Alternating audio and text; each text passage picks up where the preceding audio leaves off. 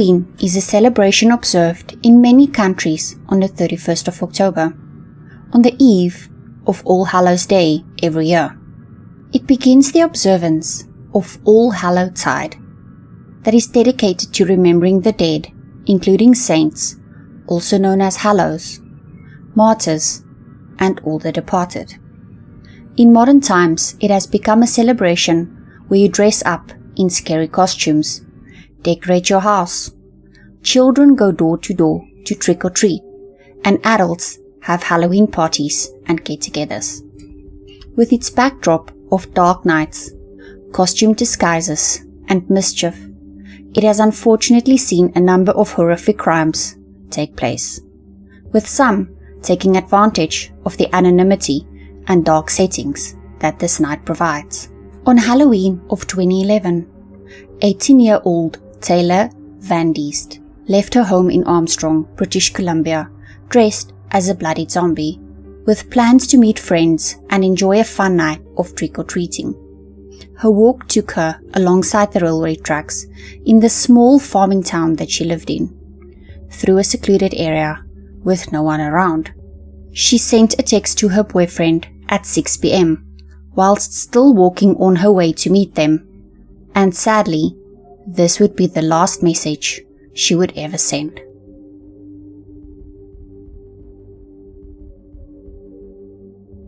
Taylor Jade van Diest was born in 2003 to father Ray and mother Marie, only a few minutes apart from her twin sister Kirsty.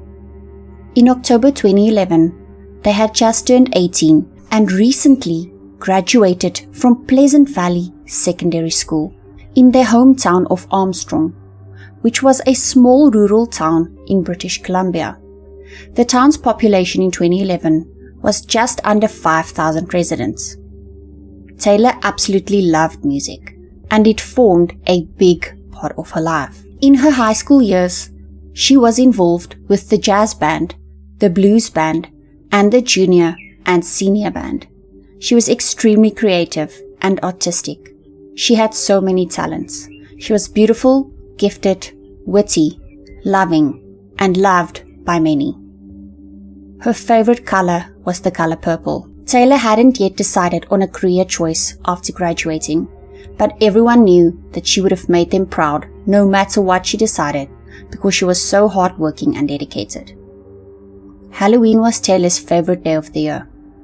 Taylor wanted to make this Halloween count, since it would be her last trick-or-treat, since she was now deemed to be an adult at the age of 18, and she decided to dress up as a bloodied zombie. She left her home on foot at 5:50 p.m. to meet her friends in a nearby suburb where they would go trick-or-treating.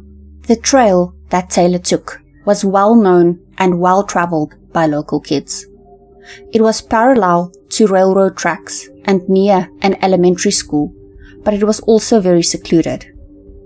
At 6 p.m., while still walking on her way to meet her friends, Taylor sent her boyfriend a text that read, "Being creeped."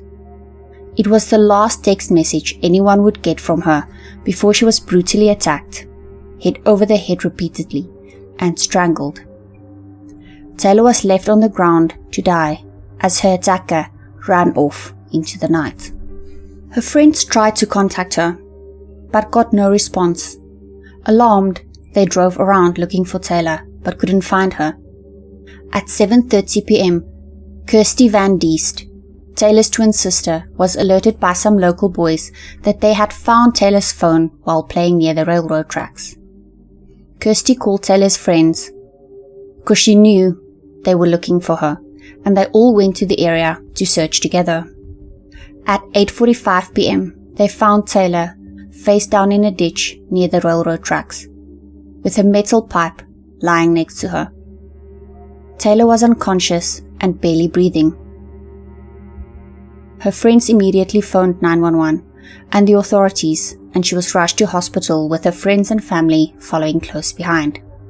She had been beaten so badly that at first doctors thought she had been hit by a train. The doctors did everything they could to try and save her life. Unfortunately, she succumbed to her injuries without ever regaining consciousness.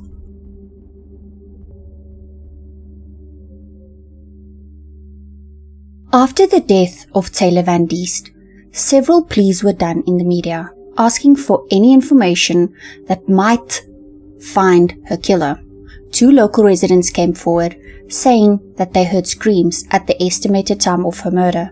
But with it being Halloween night, they both did not think anything of the screams or investigate them further. His family and friends had started to look for her and found her along the tracks. All of the details around that are not known at this time. We heard that she had expressed some concern about someone that had been after her, stalking her or something. We are following up on all aspects of her information prior to she was found. That's why we are asking the public, anybody who dealt with her or may have seen her yesterday afternoon and into the evening hours, to please contact us. Can you confirm that she was the victim of any kind of harassment prior to this? I don't know the answer to that question. Do you know if she was being stalked? I don't know the answer to that. We are following up on all aspects in this investigation. I don't know if she was being stalked or not. What kind of... This is the photograph of Taylor. So anyone who saw her last evening, now we can appreciate she may have been dressed up for Halloween. We don't know all of the details around that. But anyone who dealt with her, spoke with her, or saw her yesterday afternoon, we are asking you please contact our investigators. Where was she going? I don't have the full details of where she was going. She was going out. Some indication she may have been meeting with friends, but we don't know all of the details around that either. As you can appreciate, we have over 30 officers following up on this particular case, working on it right now. And so we're following up all aspects of the investigation, and that will involve, of course, the social media networks. An autopsy was completed on Taylor, and the results revealed that she had suffered 6 separate injuries to her head, which caused her skull to fracture, along with clear evidence of strangulation on her throat. It also showed that Taylor had bravely tried to fight off her attacker. She had numerous defensive wounds as well as broken fingers. She also had scratches on her neck, made by her own nails, as she desperately tried to remove the ligature she was being strangled with. Pathologists could, however, not determine whether she had been hit over the head or strangled first. But there was no doubt that this young woman had suffered a horrific ordeal in those last moments before she lost consciousness. With how hard she fought to try and save her life, Taylor managed to scratch her attacker in the process and obtained some of his DNA under her fingernails. This DNA matched an attacker on another case where a sex worker was essayed at knife point in 2005, but the case was sadly never solved, and the attacker had remained unknown. Now that the unknown attacker had committed a murder, police created a sketch based on the other woman's description of her attacker. The question is, why was this not done when this first woman was attacked? If they did it then they could have perhaps solved her case and stopped this from happening to Taylor. On this sketch that was released, he was described as a Caucasian male with a darker skin tone and said to be around 19 to 20 years old in 2005 and around 25 to 26 years old at the time of Taylor's murder. He had brown eyes and brown short hair and was around 5 feet 8 inches to 5 feet 10 inches tall with a stocky build, and it was said that he had large and distinct sideburns and thick eyebrows. The person in the police sketch was immediately recognized by some residents of the town of Cherryville, British Columbia, as 25-year-old Matthew Forster. The fact that he was so easily recognizable from the sketch they put out just shows that maybe all of this could have been prevented. Murder undeniable. Van Diest was killed on Halloween night last year walking along these train tracks in Armstrong, going to meet a friend when 26-year-old Matthew Stephen Forrester allegedly beat the 18-year-old and left her for dead. Police had the suspect's DNA, but they didn't have a name. Some 1,200 tips later, police got a break. When police started searching for Matthew to question him, they couldn't find him, but it was confirmed by someone that knew him that Matthew had gone into the small town of Armstrong on Halloween looking for a good time with a woman. When speaking to people that he knew, the police found out that Matthew had fled the county. Police then started a surveillance operation where they tapped his father Stephen's phone, and for months they listened to phone calls between him and Matthew, waiting for information to be dropped on where they could find Matthew. During these months, they found out that Stephen was in fact aware of what Matthew had done, and that he helped his murderous son evade justice by buying Matthew faked identification documents so he could assume a new identity.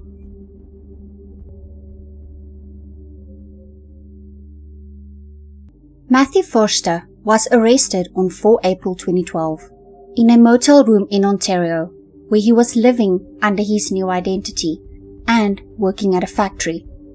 He soon after confessed to killing Taylor van Diest. He told police that on Halloween he was drinking and smoking weed when he drove to Armstrong for the sole purpose of finding a woman to have sex with.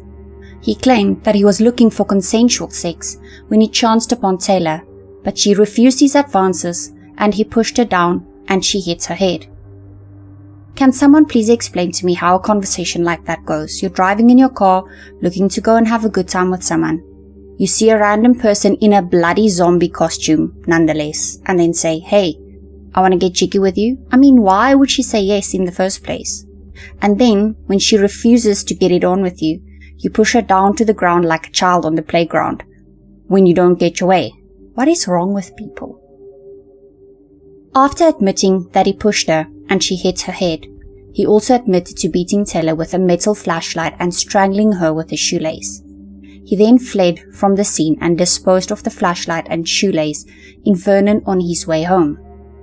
When asked about the steel pipe found next to Taylor, at first he said she hit her head on it, but later admitted that that was also used and led to Taylor's skull being fractured. Upon further investigation, Taylor's DNA was also found in Matthew's truck, and it was also discovered that he had committed another attack on a 19-year-old neighbor of his back in Cherryville in 2004, when he broke into her home while she slept. He hit the girl's head against a wall and then told her, "I want you." She kept yelling that she was going to pass out, which scared the attacker and he fled.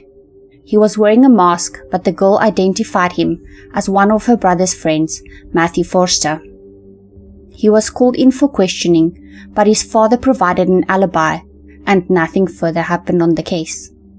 After all evidence was gathered and his confession, he was charged with the murder of Taylor van Diest, as well as assault, causing bodily harm, breaking and entering for the 2004 case, as well as causing bodily harm and assault, and also a charge of SA for the 2005 attack.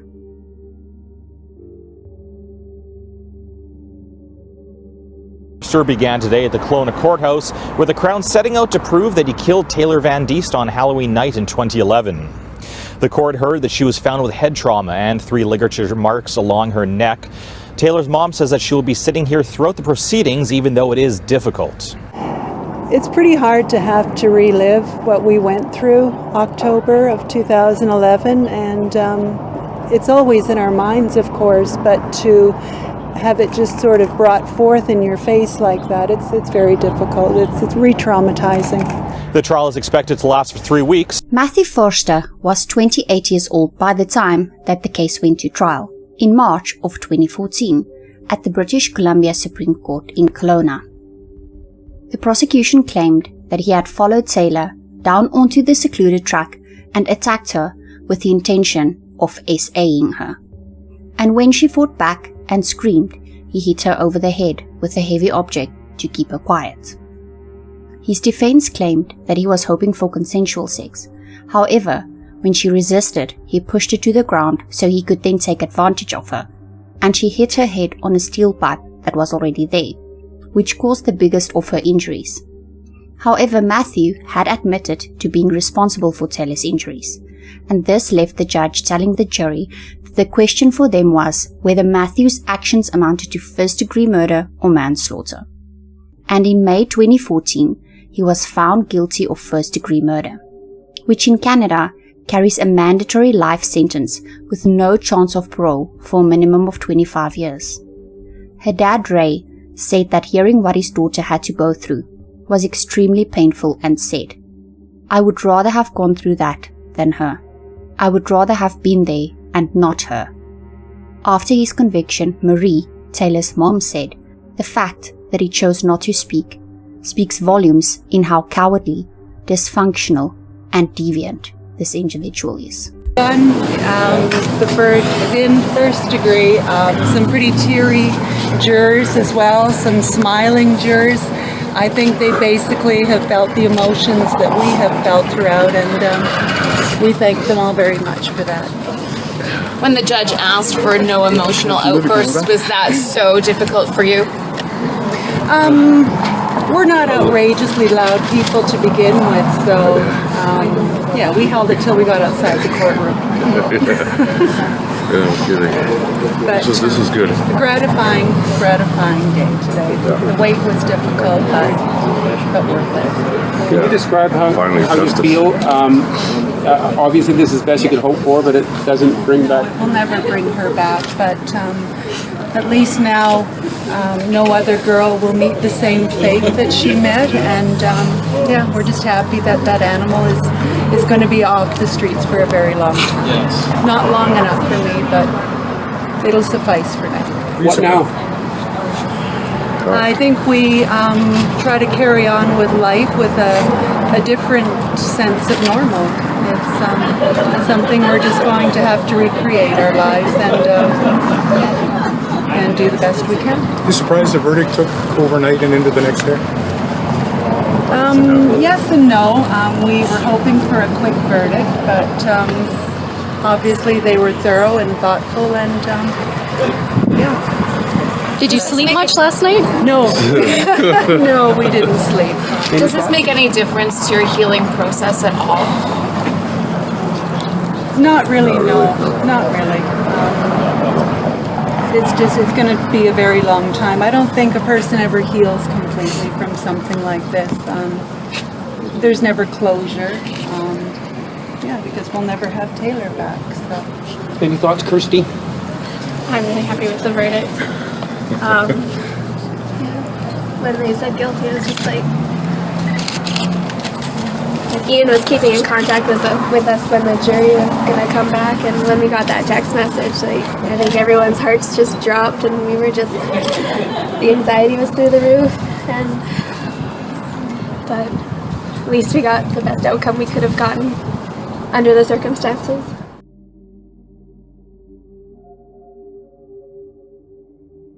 Matthew's father, 60-year-old Stephen Forster, was also arrested in relation to Taylor's murder and was charged as an accessory to murder after the fact, due to the evidence uncovered by police that he had lied to cover his son's backside.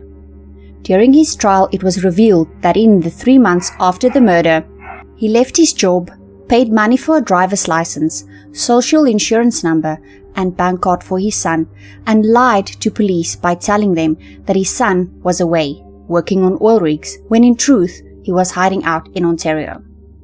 During that time, the father and the son communicated on disposable cell phones to avoid being recorded or traced. During March and early April 2012, the police were recording their communications and heard him tell his son not to call home, as police surveillance was in place, and told him that he needed to lay low. Stephen was sentenced to only 3 years in prison for helping his son get away with murder. Apologized as he was sentenced in a Kelowna courtroom after pleading guilty to being an accessory to murder after the fact. He lied about his son Matthew's whereabouts after he killed Taylor van Diest in Armstrong in 2011. The father even helped his son get fake ID and coached him to avoid arrest. Really pathetic. I think the thing he was sorry for was the fact that he couldn't go forward with trial. It just would have cost him too much, and I think that's why he decided to plead the way he did. Matthew Forster was found guilty of first-degree murder last month and was sentenced to life in prison with no chance of parole for 25 years. He stalked and sexually assaulted Taylor van Diest along train tracks, killing her when she fought back.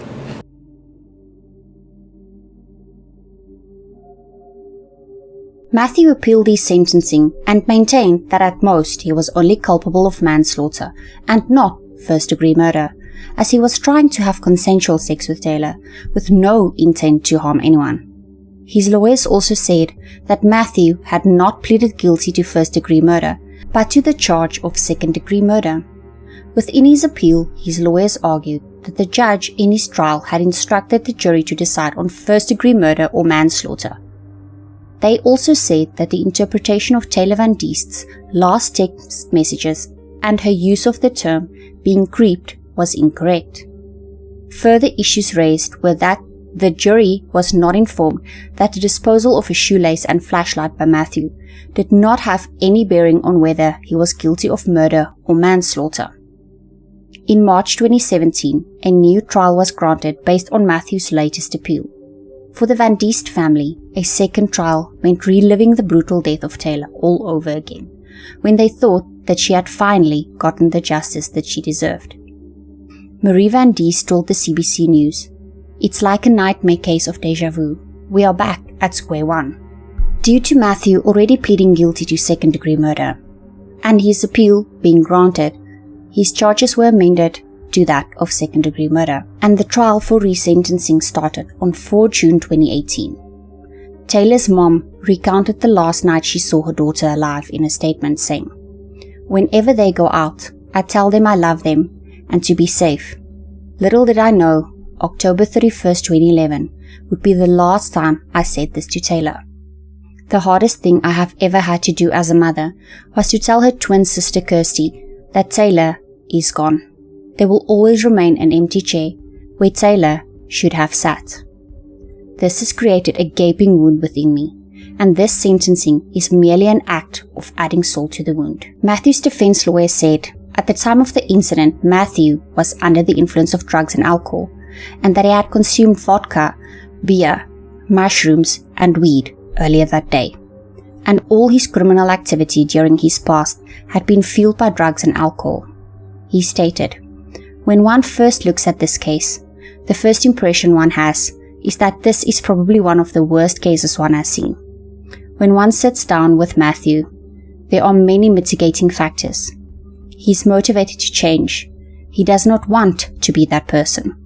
He regrets that day, every day, and has done so since then. This is a man who feels remorse, deep remorse." He also said that Matthew had taken rehabilitative steps since the murder, including sobriety since his arrest, participation in AA, and 3 separate integrated correctional programs. Since his arrest, Matthew has also been downgraded to a medium security inmate, and that in time he said that Matthew would be classified as a minimum security inmate. Nice, eh? Minimum security for 3 essays and a murder. Clad in blue jeans, a blue collared shirt and white sneakers, Matthew stood to offer an apology to Taylor's family. He read from a written apology, probably not written by himself, that his lawyers probably told him would make him look good. In this statement, he said, "I'm so sorry that I have taken your loved one. There isn't a day that goes by that I don't feel regret. I wish more than anything I could take back what I did." From his apparently sincere apology and rehabilitation evidence presented by the defense attorney, the presiding judge accepted that Matthew did in fact feel remorse. The lesser charge of second-degree murder for Matthew essentially meant that while he knew his actions would kill Taylor, he hadn't planned it in advance. Matthew was then re-sentenced to life in prison with the possibility of parole after only 17 years, which meant that he would be eligible to apply for parole on April 4, 2029, 17 years after his arrest. With the faint hope clause, he could also apply for a reduction of parole in eligibility on 4 April 2027, and it would then be up to the parole board to decide whether or not parole would be granted. After Matthew's resentencing, Taylor's mom said, "His apology felt hollow. Not once did he mention Taylor's name. We're done. We are done for now. I don't think I could take any more. You can't put a price on any sort of comment that would be suited to the loss of a loved one. There are no words that can describe it. I know many have tried, but I think everyone falls short when it comes to really divulging the feelings that a person goes through day after day after day. I'm just sick of feeling this torment, this torture." This sentence is not very long for taking a life, particularly as brutally as he took Taylor's life. I don't think he feels remorse. We're just going to have to keep going the way we are, but I think we're doing alright. We're done. We're done for now. I don't think I could take any more. In a Vernon courtroom on Tuesday, Matthew Forster was sentenced to life in prison with no chance of parole for 17 years. This comes after he successfully appealed a life sentence of 25 years with no chance of parole. In 2014, he was sentenced to life in prison 3 years after he brutally murdered Armstrong teen Taylor van Diest. Possibility for parole would be in 2029. With the faint hope clause, it would be 2027. So that's not very long for taking a life, particularly as brutally as he had taken Taylor's life. I just find it a travesty that, Taylor's life now is only worth 11 years of punishment. He cannot even make his application to be released on parole until the 4th of April of 2029. Because it was more than 15 years, he can make an application after 15 to a jury who may allow him to make an earlier application. I don't think he feels remorse. The judge felt, oh yes, I think he probably does. No, I don't believe he does. I don't think they should let anyone out who still poses a threat to society, and particularly women. Women shouldn't have to walk around afraid. The family of the murdered teen were hoping for a longer sentence, but they are thankful they can have some closure for now. For Castanet News, I'm Chantal Deacon in Vernon.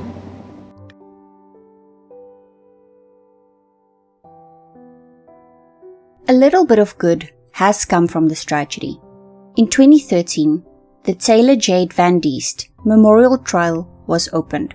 This trail runs parallel to the tracks behind Armstrong Elementary School, the route that Taylor walked on the night of her murder. The route is frequented by kids, seniors, and girls Taylor's age, and the emphasis for this trail is safety. A 185-meter trail was built linking Rosedale Avenue to Pleasant Valley Road, and it was created by the Van Diest family with help from the city and Kelowna Pacific Railway. The trail has been paved, and a safety fence has been installed between it and the train tracks.